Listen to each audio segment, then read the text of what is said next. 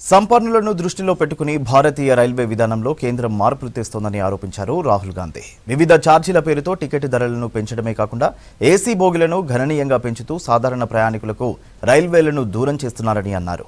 భారతీయ railway విధానాన్ని వ్యతిరేకిస్తూ Twitter వేదికగా రాహుల్ తీవ్ర స్థాయిలో మండిపడ్డారు.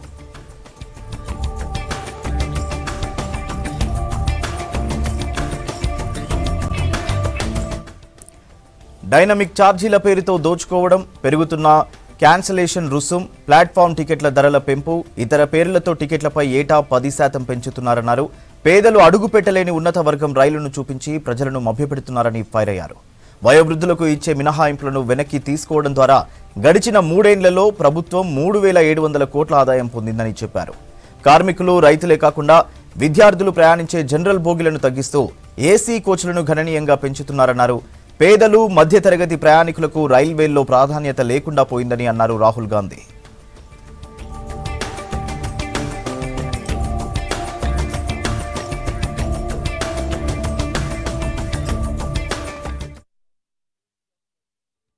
ఇక ఇటు నరేంద్ర మోదీ సర్కార్ గతంలో ఇచ్చిన హామీలపై నిలదీశారు రాహుల్ గాంధీ. కొత్త హామీలు ఇచ్చే ముందు పాత హామీలు ఎంతవరకు నెరవేర్చారో చెప్పాలన్నారు రాహుల్ గాంధీ. ఏటా 2 కోట్ల ఉద్యోగాలు హామీ ఏమైందన్నారు. రైతుల ఆదాయం రెట్టింపు అయ్యిందా అని ప్రశ్నించారు. నల్లధనం వెనక్కి వచ్చిందా, ధరల తగ్గింపు హామీ, ప్రతి ఒక్కరి ఖాతాలో 15 లక్షలు, స్మార్ట్ నగరాలు వంటి హామీలు ఏమయ్యాయని అడిగారు. రూపాయిని బలోపేతం చేస్తామన్నారు. బీజేపీ ప్రభుత్వం అంటే అబద్ధాలు, అన్యాయ హామీలు అన్నారు రాహుల్ గాంధీ.